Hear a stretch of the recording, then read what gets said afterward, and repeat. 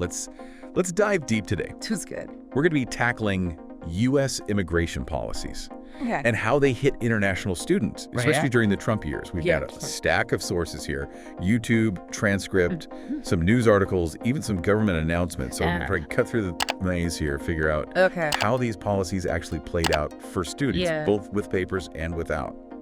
You know, it's easy to get lost Right. in the abstract when we talk about policies. Yeah. But we're talking about hundreds of thousands of people's lives. Right. One source points out there were about 408,000 undocumented students enrolled in U.S. colleges and universities. That's a lot. Almost 2% of all students. Right. That's a huge number of people directly affected by even small policy shifts. No, that really puts it into perspective. Yeah. And it's not just numbers, right? Right. Each one of those students has a story, ambitions. We read about Aiwe Maeda, a Japanese student at Earlham College.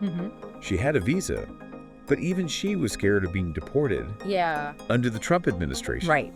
Can you imagine having that hanging over your head I can't even imagine. while you're trying to study? It's understandable why anxieties were high. Right. Trump's campaign was all about mass deportations and a tougher stance on immigration. Right. It created a climate of fear, especially for anyone from another country. It makes sense. And this wasn't just students feeling nervous. Universities were picking up on this too. Wait, what do you mean? A bunch of universities started issuing travel advisories. Oh, really? They were basically urging their international students to get back to campus before Trump even took office in 2017. Wow, they were that worried. They were. Places like the University of Massachusetts, Wesleyan, even MIT and Yale were doing this. Yeah. That's a pretty big deal. It is. What were they so afraid of? The concern was that Trump might enact sweeping changes Right away, like travel bans or visa restrictions. Yeah. And you know what? They were right to be concerned.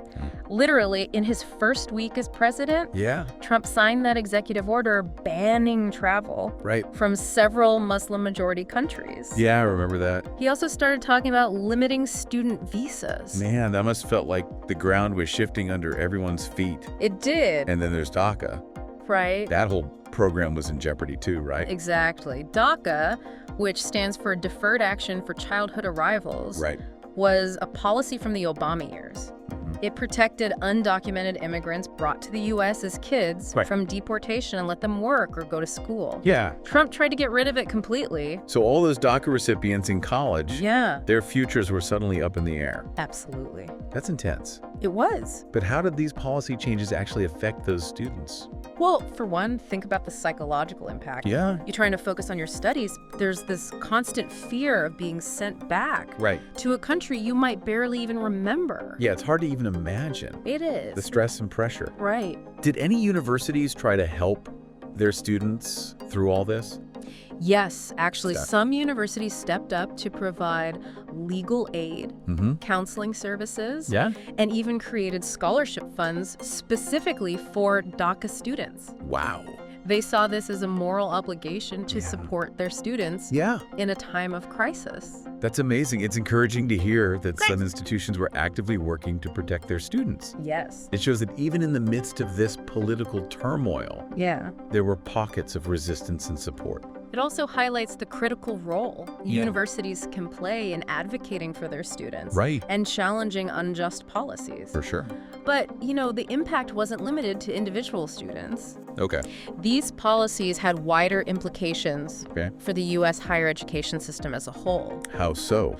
Well, consider this. The uncertainty and perceived hostility towards immigrants could discourage international students from applying to U.S. universities. Oh, okay. This could lead to a decline in enrollment and ultimately harm the reputation of American higher education on a global scale. Wow. I hadn't thought about it that way. Yeah. So it's not just about the students who are already here, but also about the potential students who might be scared away. Precisely. Wow. And that has ripple effects on research, innovation, and the overall vibrancy of university campuses. It's fascinating how something that seems so focused on border control can actually end up having such widespread consequences. Exactly. Okay, so we've seen how the Trump administration shook things up. Yeah. But what about under Biden? Did things change much when he took office? Definitely, there were some shifts, but it's more complex than a complete reversal. Right. There are still tensions, particularly between the federal government and certain states like Texas. Yeah. Let's talk about what's happening at the border there. Okay, this is where things get a little messy, right? Yeah. I remember reading about Texas putting up razor wire fences Yes. along the Rio Grande. Mm-hmm. Wasn't that a whole legal battle with the Biden administration? You're right, it absolutely was. Sorry? The Biden administration wanted the fencing removed, but a U.S. appeals court blocked them. Wow. Texas actually sued the federal government, claiming they were trespassing. That's wild. It's a complicated legal situation with arguments about states' rights versus federal authority. So it wasn't just a simple matter of Biden coming in and undoing everything Trump did. No, not at all. It's a lot more push and pull going on. Absolutely. And it's not just the razor wire. Right. There's also a dispute about a floating barrier You got it. Texas put in the Rio Grande. Yeah. The Fifth Circuit Court of Appeals is reviewing that case now. That's right. It really shows how immigration policy is a constant back and forth, even within a single administration. For sure. It's a lot to keep track of. It is. So on one hand, you've got these intense border control measures happening. Right. But then there's also news about expanding the H2B visa program. Mm-hmm. That seems like a totally different approach. Yeah. Can you explain what's going on there? Sure. The H2B visa allows U.S. employers to hire people from other countries for temporary non-agricultural jobs when they can't find enough qualified American workers. Okay.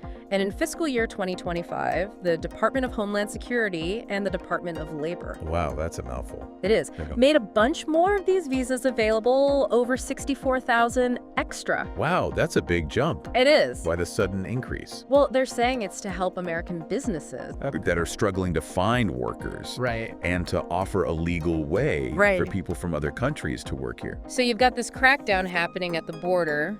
Yeah. But then also this program that seems to be opening doors for foreign workers. It's interesting, right? It definitely seems like a mixed message. It does. So how does this all connect to the experience of international students trying to study in the U.S.? Well, it paints a picture of a system Okay. that's both welcoming and restrictive at the same time. Right. It highlights the complex realities of the U.S. economy and the ongoing debates about how to manage immigration in a way that benefits both the country and the individuals seeking a new life here. Okay, I'm starting to see the bigger picture here. Good. But before we dive deeper into that, I want to hear what's standing out to you so far. Sure. What's caught your attention in all this? For me, it's the human element that's most striking. We're talking about real people whose lives are being directly shaped by these policies, the anxiety, the uncertainty, the resilience. It's true. It's a powerful reminder that we're not just debating abstract ideas, but dealing with the lives and dreams of individuals. Absolutely. And it makes you think about the long-term consequences of these policies. Not just for the individuals involved, but for the country as a whole.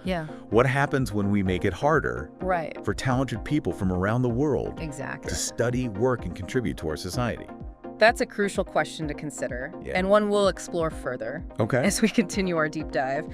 But for now, let's shift our focus to a specific group impacted by these policies, undocumented students. What are their stories, and how are they navigating this complex landscape? All right, let's dig into that. Good. You know, as we talk about undocumented students, it's important to remember that they're not a monolithic group. They come from diverse backgrounds, have different experiences, and face unique challenges. That's a good point. It's easy to lump everyone together. But each person's story is unique. Exactly. What are some of the common threads you've noticed in their experiences? Well, one thing that often comes up is the feeling of being in limbo. Many of these students have lived in the U.S. for most of their lives. They consider it home. But they lack the legal status to fully participate in society. It must be incredibly frustrating. It is. To feel like you belong somewhere. But not have the documents to prove it. And then there's the constant fear of deportation hanging over their heads. Exactly. Imagine trying to focus on your studies or plan for your future when you know that at any moment you could be forced to leave everything behind. It creates a level of stress and anxiety that's hard to comprehend. It's heartbreaking. It is. And think about the impact on families. Yeah. These students aren't just individuals. They're part of a larger network of loved ones. Exactly. Who are also affected by their precarious situation. You're absolutely right. Deportation doesn't just affect the individual being deported. Right. It ripples outwards. Yeah. Tearing families apart and disrupting entire communities. A ripple effect with devastating consequences. It is. We've talked about the emotional toll. Yeah. But what about the practical challenges these students face? Sure. Are there specific obstacles they encounter when trying to access higher education? Definitely. For one, undocumented students are often ineligible for federal financial aid, right, which can make college prohibitively expensive. Yeah, that makes sense. Many also face legal barriers to obtaining driver's licenses or professional licenses in certain fields, which limits their job prospects and future opportunities. So even if they manage to graduate, their career paths are often blocked. They are. By these systemic obstacles. It's true. It seems like a never-ending cycle of hurdles. Unfortunately, that's often the case. Yeah. And remember, we talked about universities issuing those travel advisories during the Trump years? Right. Well, those advisories didn't just apply to students who were already enrolled. They also discouraged prospective international students from applying. I see. Which includes undocumented students who might have been considering college. Ah, I see. So even the act of applying to college became riskier, more complicated for undocumented students during that time. Exactly. And this feeds into the larger issue of how these policies can impact the diversity and inclusivity of higher education. Right. When certain groups are discouraged or prevented from accessing educational opportunities, it creates a less vibrant and dynamic learning environment for everyone. It's a reminder that access to education is not just an individual right, but a societal good. Okay, so we've seen how these policies created a hostile environment for undocumented students. But let's zoom out for a moment and talk about the H2B visa program. Sure. Remember we mentioned that the Biden administration expanded it, right? Yes, that's right. The H2B visa program allows U.S. employers to hire foreign workers for temporary non-agricultural jobs when they can't find enough qualified American workers. And the Biden administration significantly increased the number of these visas available. Right, over 64,000 more visas for fiscal year 2025.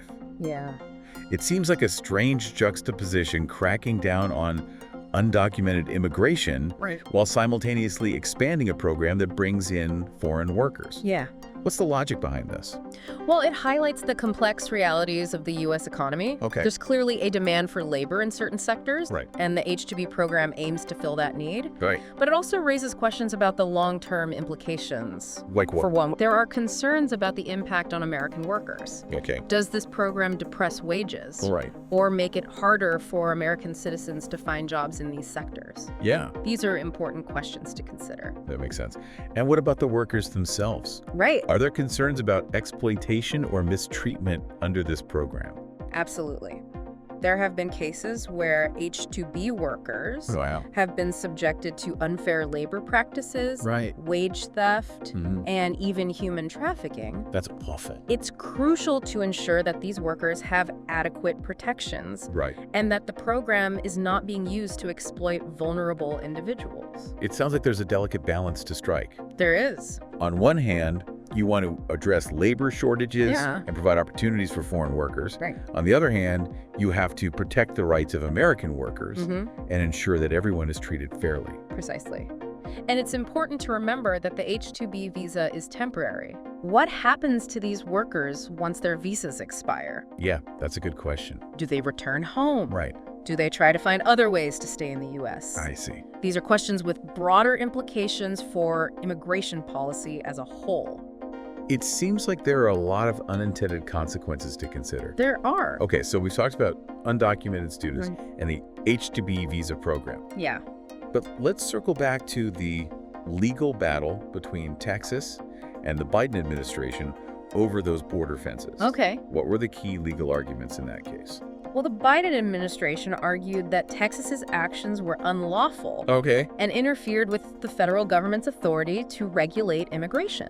They cited federal laws and regulations that grant the federal government control over immigration enforcement and border security. So it was a classic power struggle between the states and the federal government. Exactly. Texas, on the other hand, argued that they had the right to protect their own borders and that the federal government was failing to adequately address the issue of illegal immigration. Right. They pointed to the 10th Amendment, which reserves certain powers to the states as justification for their actions. It sounds like a constitutional clash. It was. How did the courts ultimately rule on this? Well, in the case of the razor wire fencing, the Fifth Circuit Court of Appeals ultimately sided with Texas, allowing them to keep the fencing in place. So Texas won that round. They did. But what about the floating barrier? Right. Didn't the courts block that one? Yes. A federal judge initially ordered the removal of the floating barrier, arguing that it was a threat to navigation and public safety. Right. However, Texas appealed that ruling, and the case is still making its way through the courts. So the legal battle over border control is far from over. It's not. It seems like every administration faces these challenges. They do. And there's no easy answer. Not at all. But what does all this legal wrangling mean for international students on the ground? Well, for one, it creates a climate of uncertainty and anxiety. Students who are already here might worry about their legal status or the possibility of being deported. Prospective students might be hesitant to apply to U.S. universities, fearing that the political climate is too hostile or unpredictable. It paints a picture of a country that's deeply divided on the issue of immigration. It does. And that division can have real consequences for the individuals caught in the middle. Exactly. And it underscores the need for a more comprehensive and humane approach to immigration. One that balances security concerns with compassion and recognizes the contributions of immigrants to American society. Okay, I'm starting to get a sense of the complexity here. Yeah. But before we move on, I want to hear from you. Sure. What are your thoughts on this so far?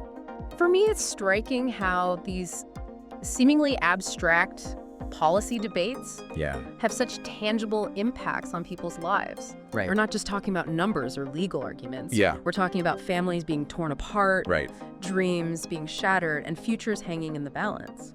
It's a powerful reminder that policy decisions have human consequences. They do. And it makes me wonder, what are the long-term impacts of these policies, both for the individuals involved and for the country as a whole? That's a crucial question to consider. And one we'll explore further as we delve into the stories of undocumented students and examine the broader implications of U.S. immigration policies.